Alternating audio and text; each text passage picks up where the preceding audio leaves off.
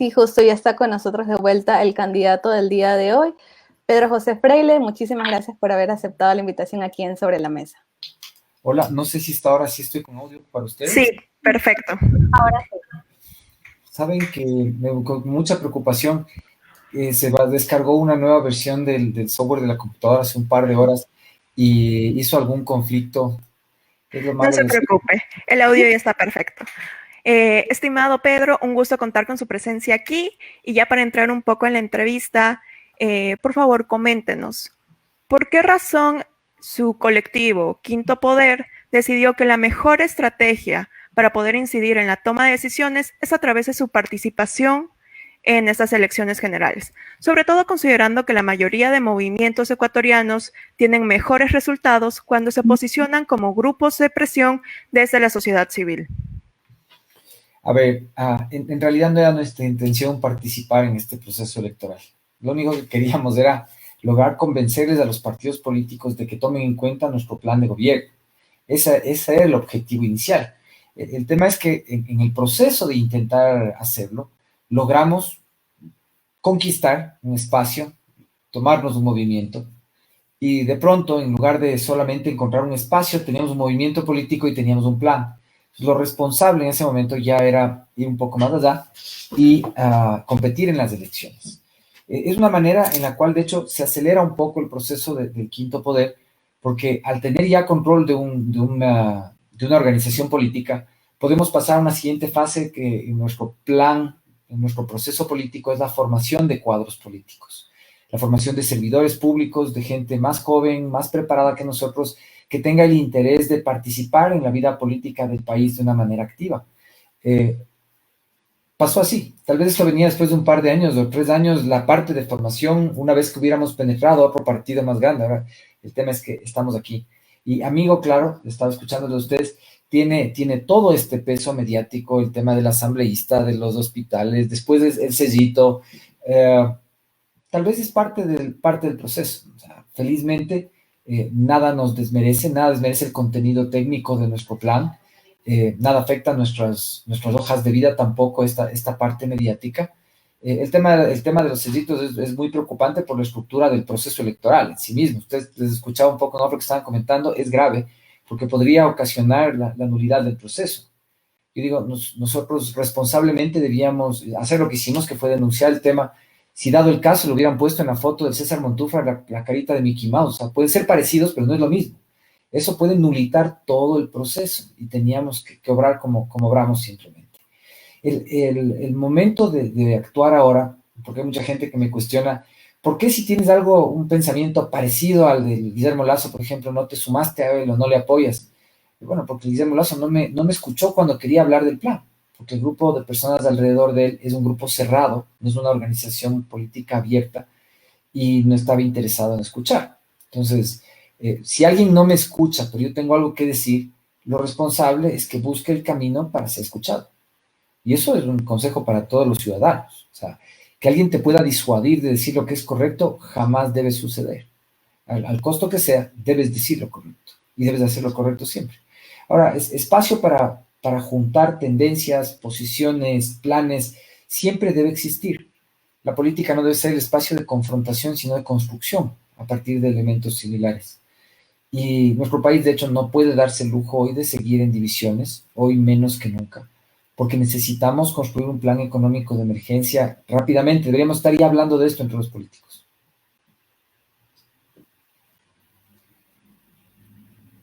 Sí, justo para ir, no sé si nos escucha bien, justo para hablar poquito más sobre el tema del partido que usted está representando. Mucho se habla también sobre la vinculación que hay de este partido con el ex asambleísta Daniel Mendoza. No sé si nos puede hablar un poquito sobre este tema.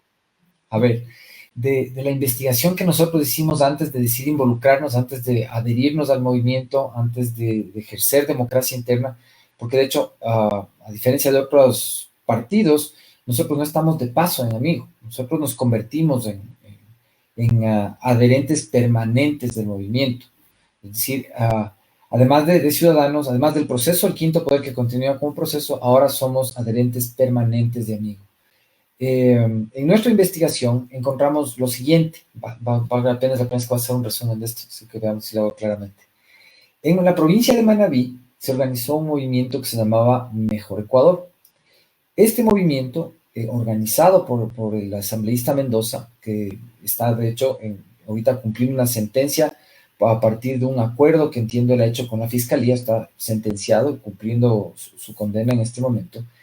Ese movimiento estaba creado y pudo haber despertado la intención en varios seguidores de él, pero también de otros políticos que en su mayoría, entiendo, provenían de la vertiente del proceso de Correa, de la Revolución Ciudadana y demás, de crear un partido nacional y proyectar sus nuevos cuadros a través de ese partido. Como estalló el tema el tema mediático del hospital, este movimiento ya estaba conformado, se llamaba Mejor también, pero como no pueden llamarse igual dos sujetos políticos, el CNE les mandó a cambiarse de nombre y yo creo que de manera muy acertada, las personas que dirigían en ese momento, que no sé quiénes diablos serían, decidieron ponerle amigo. Y yo creo que un logro espectacular, es una marca de primera. O sea, hasta entra el número de 16 en la mitad de la palabra, entonces es lindo. La cosa es que se les durmió el diablo y como estaban asustados por el tema mediático, estaban abandonando el movimiento mientras nosotros paralelamente buscábamos cómo tener espacio en el movimiento. Entonces fue inevitable que nos demos cuenta de que ahí había un espacio del cual la gente estaba huyendo, era repelente. Tú te acercabas a la gente que estaba de dirigentes en el partido y les decías, usted es presidente, usted es vicepresidente del movimiento, director ejecutivo, y te decían, no, yo no sé nada, yo no vi nada, no es conmigo el asunto, y querían salir corriendo. Buscamos a la vicepresidenta del partido, todos los vecinos les había dicho a uno que se murió, que nunca vivió ahí, que no existía. O sea, era gente que quería alejarse lo que más pueda de la figura. Pero nosotros ya habíamos empezado a investigar el movimiento y jurídicamente, desde el punto de vista legal, es un vehículo perfecto. Yo por eso utilizo la analogía de la tizona en el cantar del mío Cid. Las espadas de acero, como las fundían los moros cuando estaban invadiendo la península ibérica, eran armas muy superiores a las que tenían los ibéricos, los de Castilla o los de León para defenderse. Y los árabes, de hecho, les ganaban siempre en la guerra a los españoles porque les partían en dos con espadas de acero, mientras los otros tenían palos, tenían flechas, tenían espadas hasta de bronce, pero no tenían acero. Entonces, esa arma es un arma superior a la que tiene. Entonces, es como el espíritu del sistema. Eso es el movimiento amigo, es una máquina perfecta. No hace agua por ningún lado, tanto que no ha podido ser impugnada por nadie. Así que yo les digo, como abogado no tiene mayor talento entender que como está en buenas condiciones se puede usar y no corro riesgo. Y que el riesgo mediático por sí mismo en algún momento simplemente la gente lo va a entender. Tenemos el vehículo para correr, eso es todo. Candidato Freile, y justamente ahora que nos habla de su partido, cuéntenos por qué no presentó usted, o bueno, por qué no presentó su partido candidatos a la Asamblea Nacional. En el caso de que usted llegase a ganar la presidencia, ¿de qué manera tendría este soporte dentro de este otro poder del Estado? Que bueno, es bastante importante para poder desarrollar y llevar a cabo los proyectos que usted tendría. Lo que pasa es que nuestro plan como proceso político no es solamente ganar unas elecciones, es romper el sistema. Nuestro plan para romper el sistema requiere de unos pasos que tienen que ejecutarse. Primero, tener éxito económico. El éxito económico no es bonanza, simplemente es reconstrucción del tejido económico del país. En ese momento podemos convocar las fuerzas políticas. Yo ya lo he dicho, creo que uno de ustedes ya lo oyó. Cuando uno está al ajito, todos quieren salir en la foto con uno. Y los políticos más que nadie. Entonces, como vamos a hacer algo coherente, les vamos a dar oportunidad de sumarse al proceso. Y sumándose al proceso, pues ese es el escenario feliz. El escenario infeliz implica que implementemos el plan y hagamos la muerte cruzada. Y probablemente nosotros mismos, para la implementación del plan, nos desagreguemos, nos diluyamos en el proceso político. Para nosotros el plan es más importante que nosotros. De hecho, en política yo creo que tenemos que cambiar la lógica de que lo importante son los caudillos, las personas, los símbolos. Yo sí creo mucho en el contenido de lo que nosotros pensamos debemos promover como un nuevo significado del poder. El poder no debe ser estatus, no debe ser imagen, no debe ser ese poder del macho alfa que muestra fuerza y que lanza camisetas o regala cosas, sino la eficacia, El verdadero poder está en la eficacia. La mamá que hace magia con una taza de arroz y alcanza una semana para comer todos, que está ahí aunque haga frío y ella se sienta mal, pero puede darte una palabra de afecto y puede levantarte el ánimo. Ese poder que tienen las mujeres de una vez al mes, gracias a estar en la línea correcta, resetearse y otra vez ponerse bien y perfecto todo. Eso es poder. Entonces, nuestra intención es esa. Si es necesario resetearnos a nosotros mismos, sacrificando nuestra presencia en política, lo vamos a hacer, pero necesitamos que el plan funcione porque el sistema está agotado con esto. Estimado Pedro, recientemente ciertos bancos europeos decidieron detener su financiamiento de las actividades petroleras en Ecuador. Esto se suma a la política que tiene Europa para reducir el uso de recursos no renovables. En esto hay una tendencia hacia dejar de utilizar estos recursos, ponen cuotas para autos que se alimentan de gasolina y usted está hablando de romper el sistema. Mi pregunta es si en estos 5 años, desde que nació su colectivo, dentro de su intento de romper el sistema, ¿tienen planeado cambiar la matriz o se van a quedar simplemente en la producción petrolera? Entiendo que su propuesta es para poder contar con la liquidez y afrontar la crisis que tenemos aquí actualmente, pero a futuro, ¿tiene cambiado cambiar su sistema?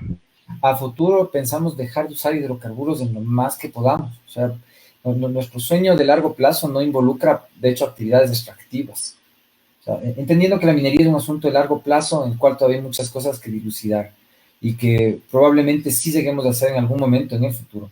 El petróleo es algo que podemos hacer en el presente. Es la razón por la cual ponemos esto por delante.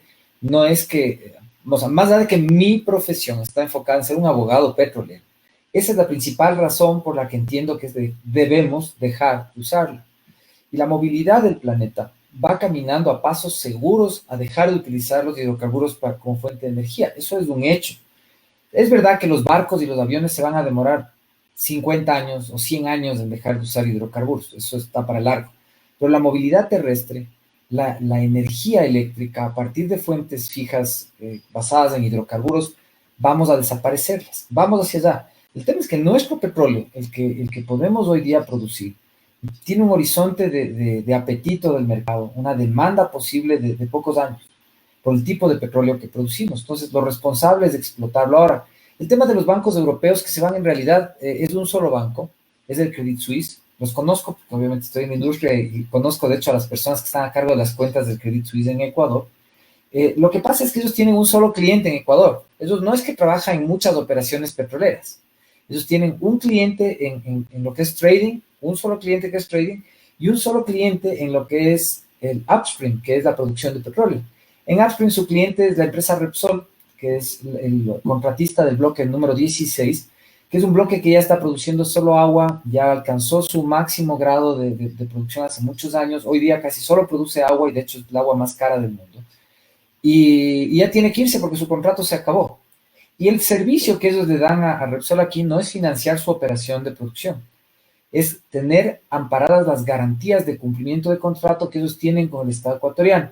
Entonces, si el cliente que ellos tienen acá va a dejar de estar activo con sus operaciones, ellos tienen que retirar sus garantías y como es el único cliente que tienen, pues el resultado es que se van del Ecuador.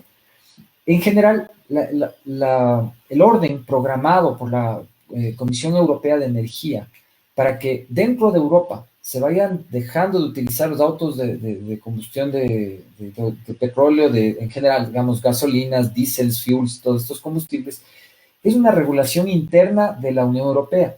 No es una norma internacional y obviamente no es una ley aplicable al ordenamiento interno ni a la economía del Ecuador. Es un excelente ejemplo. Es un ejemplo a seguir. Definitivamente sí. Pero tenemos que entender que la reducción del uso de combustibles en Europa de aquí hasta el año 2030 no equivale todavía a que nosotros reduzcamos nuestro consumo en nada.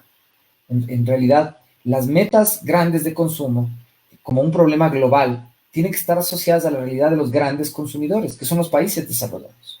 Nosotros somos un productor mediano a pequeño, con un nivel de consumo interno bajo, por lo cual nuestro nivel, digamos, sí, somos muy poco enmugrecedores del ambiente a nivel global.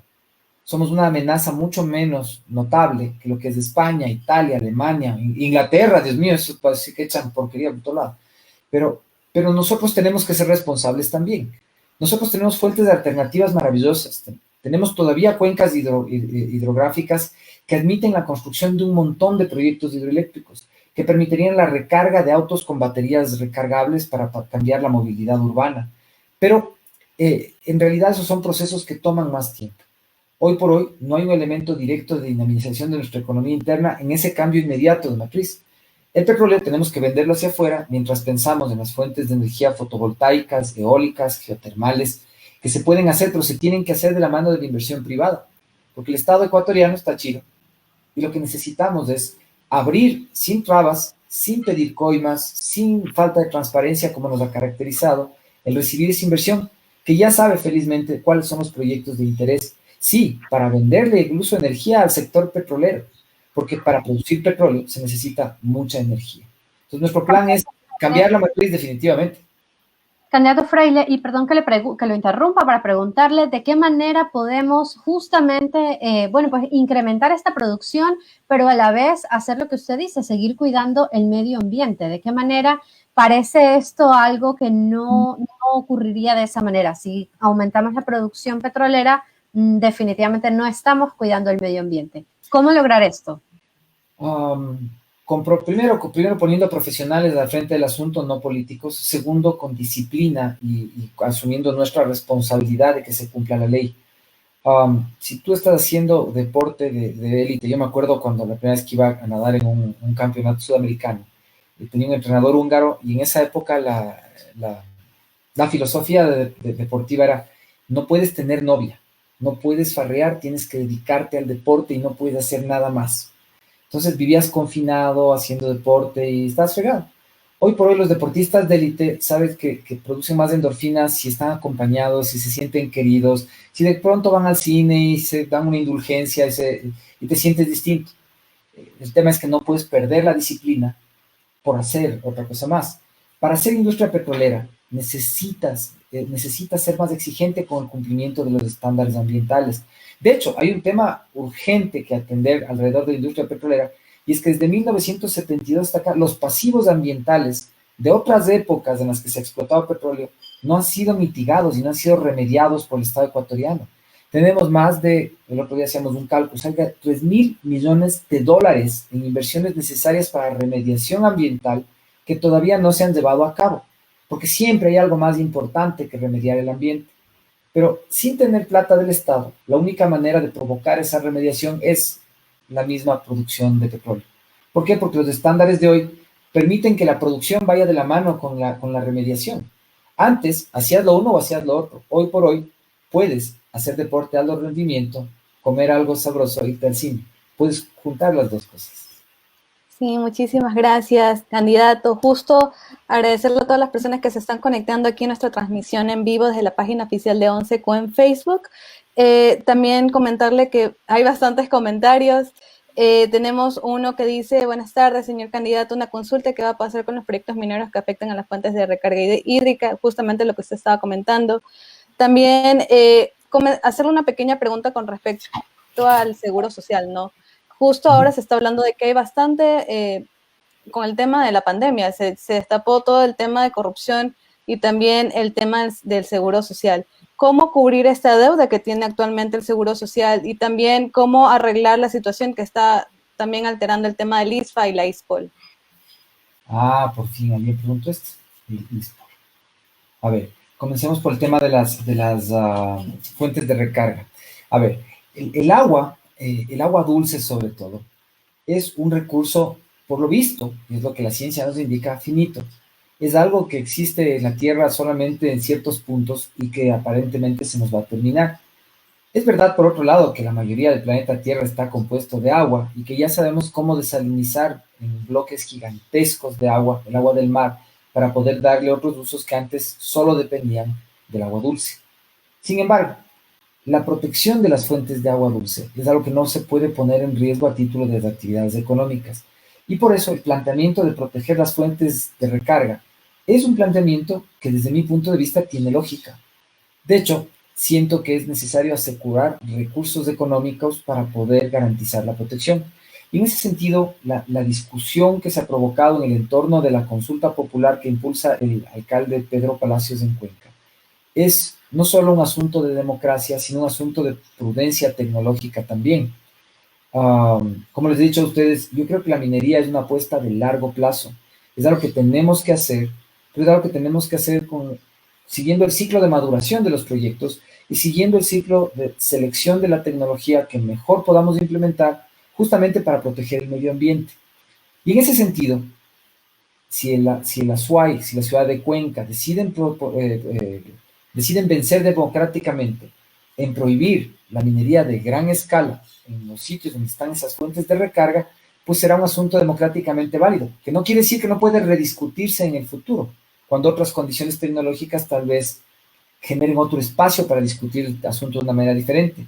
Lo que le falta a esa consulta, y es un tema que yo sí les he dicho a los impulsores de la misma, es hablar de la minería ilegal, porque el problema grande no es la minería de gran escala, que sí tiene una manera racional, científica de llevar orden sobre el cumplimiento de una licencia ambiental o un plan de manejo ambiental. El problema es la minería ilegal. Pongo así la comparación. La minería ilegal es a la minería de gran escala lo que el narcotráfico es a la industria farmacéutica. Esa es la diferencia. La minería de gran escala es la industria farmacéutica y el narcotráfico es la minería ilegal. Si tú haces una ley, una consulta para prohibir la industria farmacéutica y no dices nada sobre el narcotráfico, lo único que vas a hacer es que la actividad ilegal florezca, se fortalezca y probablemente se convierta en un agente económico imposible de controlar en el futuro. Entonces creo que hay una visión ahí que, digámoslo así, tiene demasiados elementos políticos alrededor y alguna pizca como que de sentido común que falta. Porque el efecto económico puede ser ese, o sea, prohibamos las farmacéuticas y dejemos que viva el narcotráfico. Entonces, digámoslo así, yo creo que incluso en Cuenca puede ganar la posición de Pedro Palacios, pero en algún momento en el futuro vamos a tener que volver a, como decía Fernando Tinajero, descolgar las ideas de la intemporalidad y volver a discutirlas para mejor provecho de la mayoría de gente. Respecto al tema del IES, el IES necesita que el Estado le devuelva el dinero que se ha llevado. Porque lo que ha sucedido en el Ecuador es que el Poder Ejecutivo hizo caja chica de los ahorros de las personas. Tipos como yo cumplí 49 años la semana pasada, aunque no parezca. Tengo la esperanza de algún día poder jubilar, o tenía la esperanza de poder jubilarme, pero el otro día estaba hablando con un amigo que es de hecho el cerebro detrás de nuestro plan para devolver la plata al IES, y me decía, olvídate de decir que te quieres jubilar, o sea, mira los números, tú ya no vas a tener cómo jubilarte, así que mejor ahorra, haz un autoseguro, invierte en un terreno, porque jubilación no vas a tener. Voy desde los 18 años metiéndole plata a eso. Me parece que no es justo. Y hay mucha gente que lo está haciendo, pero no solo eso.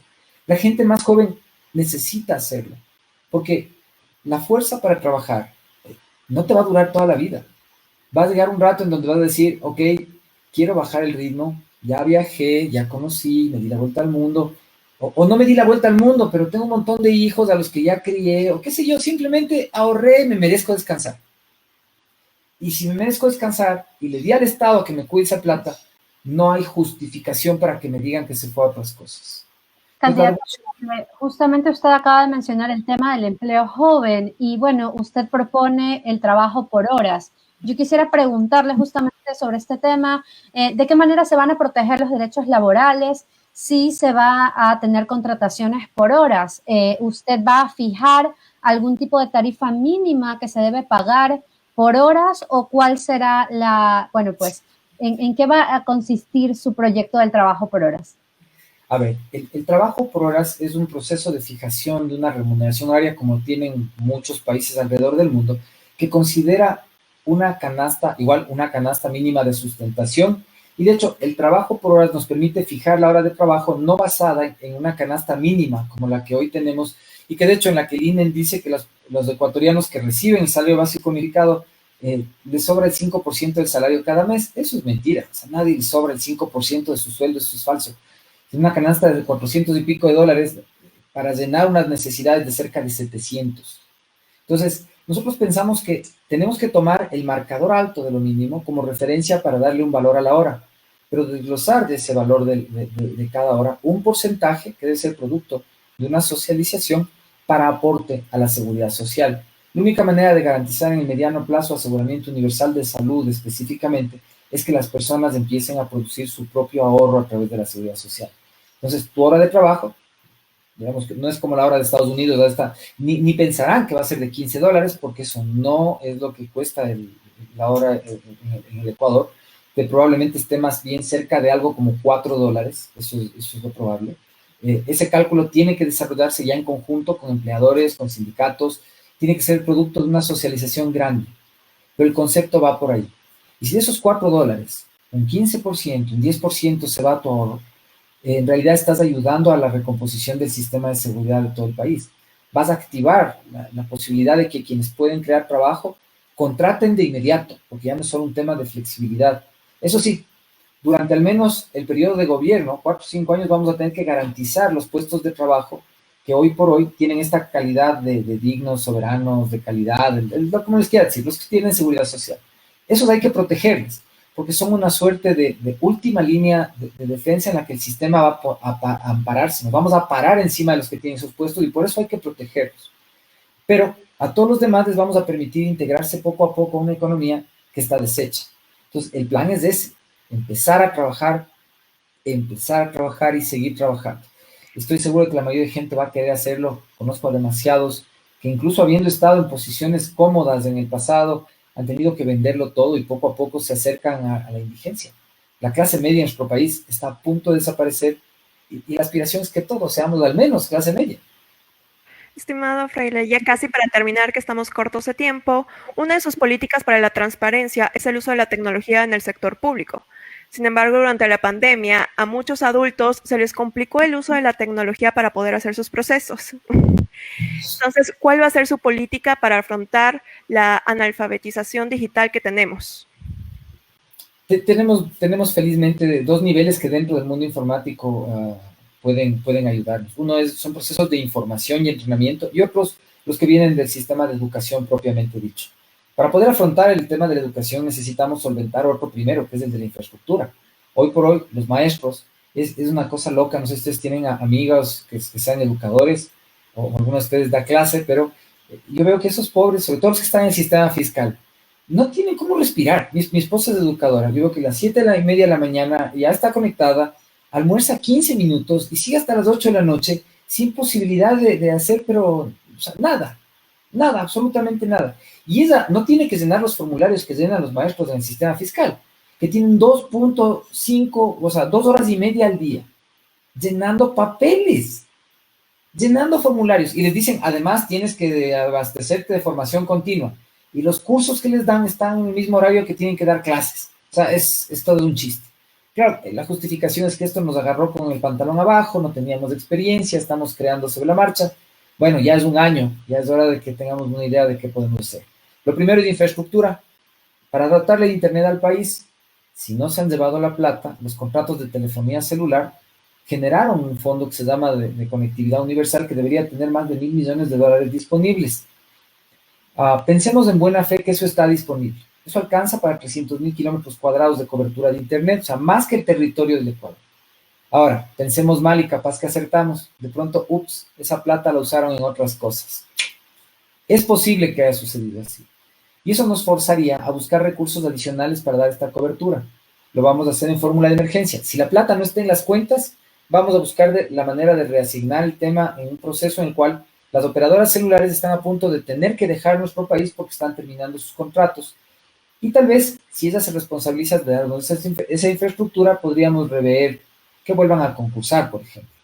Claro, ellos creo que han ganado mucho. Tenemos el teléfono más caro del mundo y le cobran a todo el mundo por minutos o por megas, que de hecho no deberían estar cobrando porque la infraestructura debería estar implementada. Claro, no es culpa de ellos, es responsabilidad del Estado. Pero ellos son los que se han beneficiado de que el Estado no haya hecho su deber de darnos la infraestructura. Entonces, infraestructura, formación continua y una reestructuración del pensum para que realmente la educación pueda encaminarse en las necesidades de este nuevo tiempo. Candidato Freile, ahora que menciona el tema de educación, yo no quisiera terminar esta entrevista sin hacerle una pregunta sobre el área de la cultura, ya que muy poco se habla sobre cómo se va a fomentar el sector cultural, el sector artístico en el Ecuador. Y bueno, quisiéramos preguntarle justamente en estos pocos minutitos que nos quedan, ¿de qué manera o qué propone usted para que se mejore este sector? Primero, para nosotros la cultura por sí misma es un asunto dentro de los rangos de prioridad máxima que tenemos, porque es un asunto tanto de educación como de salud. Una nación que puede salir de la recesión, y estos son ejemplos históricos, sobre todo a partir del final de la Segunda Guerra Mundial, necesitan darle espacio a su propia identidad a través de la cultura, tomándole con la prioridad que tiene la salud mental de la gente, el espíritu con el cual nos levantamos y la educación que recibimos. Y el tema conceptualmente es más simple de lo que parece. Es la creación de fondos específicos para la promoción artística que están fuera del presupuesto general del Estado, fuera del manejo presupuestario del Estado, aunque reciben fondos del Estado, pero reciben fondos directos de aportantes privados que son contribuyentes, que tienen la capacidad de estar al día y efectivamente aportan ahí. La gestión no la pueden hacer ellos y no la pueden hacer los políticos. Esa independencia permite el fomento de artes plásticas, de cine, de literatura, de todo el entorno cultural, sin que los políticos ni el comercio le metan la mano. Listo, muchísimas gracias, candidato Freile, por haber aceptado la invitación del día de hoy aquí en Sobre la Mesa. Para nosotros ha sido un gusto también leer un montón de mensajes que nos han dejado aquí en la página oficial de OCECU en Facebook.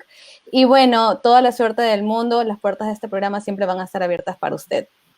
Muchas gracias a ustedes, yo también estoy disponible cuando ustedes necesiten. Qué pena que justo evidenciamos esto de que los mayores no se conectan bien hoy día al inicio, pero estoy a las órdenes siempre. Muchas gracias. Muchísimas gracias. Con conciencia este sábado. Denme chance de ser su presidente. Muchísimas gracias, candidato. Ha sido un gusto, chicas. No se pierdan la emisión del día de mañana, que seguiremos informándoles para su voto consciente este domingo. Muchísimas gracias a todos. Que tengan un lindo día. Hasta pronto.